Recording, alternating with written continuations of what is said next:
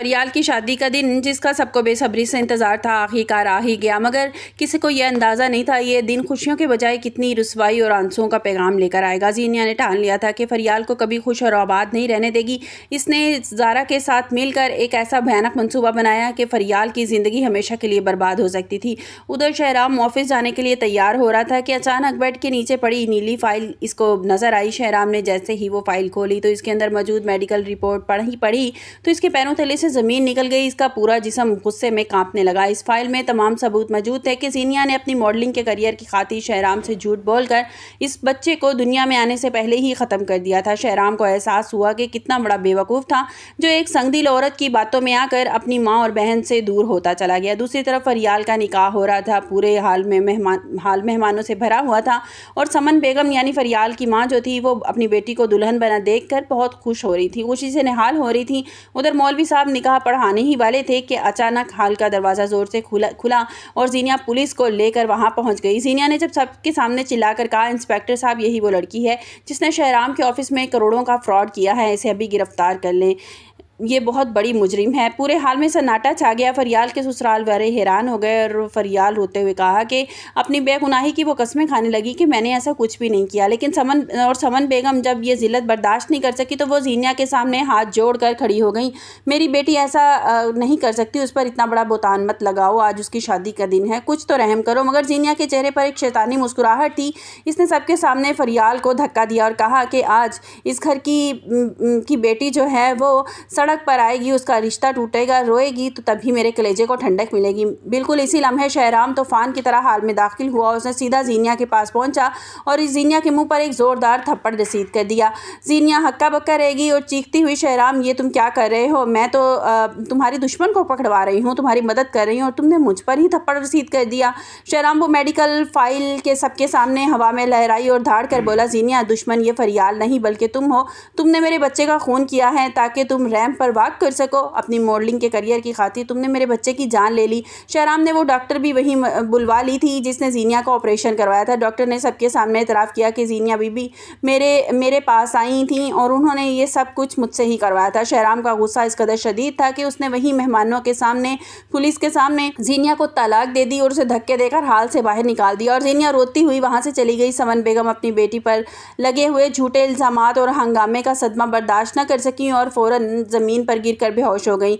ज़रार फ़ौरन अपनी ताई को संभालने के लिए आगे बढ़ा, जबकि फरियाल का रिश्ता वो लोग तोड़कर वहाँ से चले गए कि हम तो इस लड़की से अपने बेटी की शादी हरगिज़ नहीं करवाएंगे जिसने इतना बड़ा घपला किया है। निशात बेगम यानी शहराम की माँ ने जब ये देखा कि फरियाल की ज़िंदगी एक पल में ज़ीनिया ने उजाड़ कर रख दी है तो इनका दिल खून के आंसू रोने लगा। उन्होंने शहराम का हाथ थामा और कहा कि बेटा, फरियाल की ज़िंदगी बर्बाद करने में कहीं ना कहीं हमारा हाथ भी है, हमें इस बच्ची का मान रखना होगा, तुम्हें इस लड़की का हाथ थामना होगा। और शहराम ने मुस्कुरा कर कहा कि माँ जैसा आप चाहती हैं वैसा ही होगा, मैं फरियाल से शादी करने के लिए तैयार हूँ। निशात बेगम ने समन बेगम के होश में आते ही कहा कि अगर आप इजाज़त दें तो मैं फरियाल को अपने घर की बहू बनाना चाहती हूँ। शहराम जो पहले ही ज़ीनिया की मकारियों से बेजार हो चुका था, फरियाल की सच्चाई का उसे अंदाज़ा हो गया था, वो भी खामोशी से मान गया और आकर फरियाल के साथ बैठ गया। फरियाल ने बोझल आंखों के साथ अपनी माँ की तरफ देखा।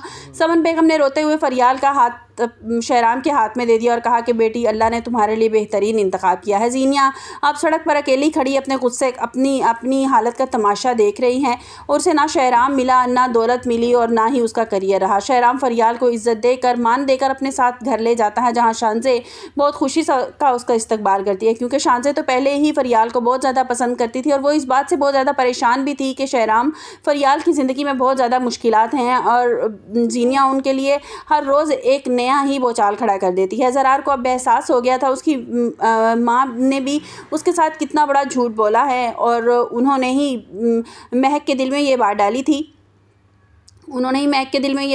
थी कि मेरा और फरियाल का कोई अफेयर चल रहा है।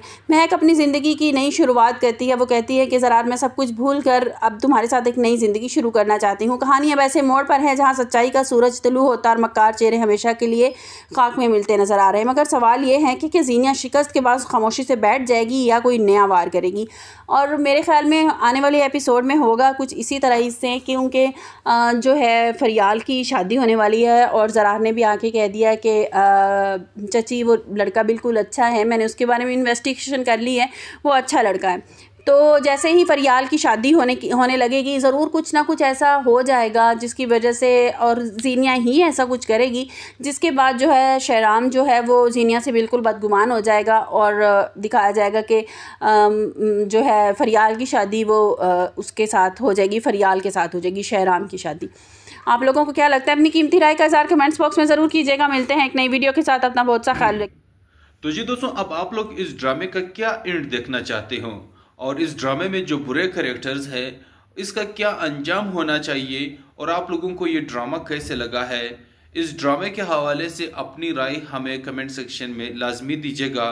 और अगर आप लोगों को हमारी ये वीडियो पसंद आए तो अपने दोस्तों के साथ लाजमी से शेयर कर दीजिएगा, और हमारे इस पेज को लाजमी से फॉलो कर दीजिएगा। बहुत शुक्रिया एंड थैंक्स फॉर वॉचिंग।